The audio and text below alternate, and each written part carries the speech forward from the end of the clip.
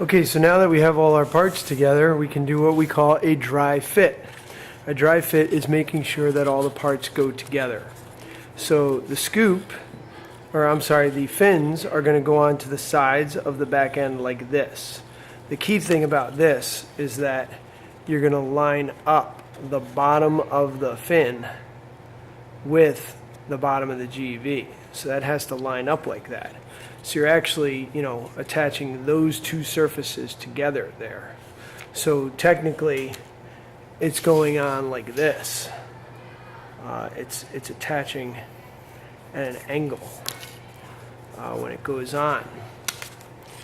And the coloring has to be facing out, and it has to be in the right direction. You want it lined up like that as precisely as can be. Precision is key in this activity. So you might actually want to label this surface A and surface A. That would be really smart, so that you're good to put it together. And then again with your dry fit, you would turn it around. This one has to go on like this. Now when you're designing your fins, you got to be careful because you might actually have it drawn like this and it doesn't go on that way. And you're not going to put it on that way. So you have to be able to put it on the correct way. And that's the way it's supposed to go.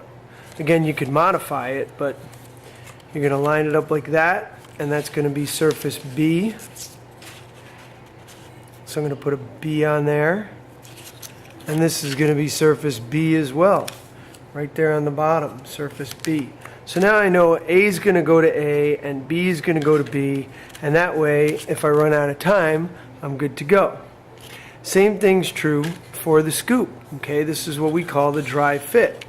So the scoop goes into the front of the vehicle only one way. It must go in like this. That's what you want, is you want that open space like that. 1/8 of an inch is as good as you can get it. Now my scoop is a teeny bit skinny for my vehicle.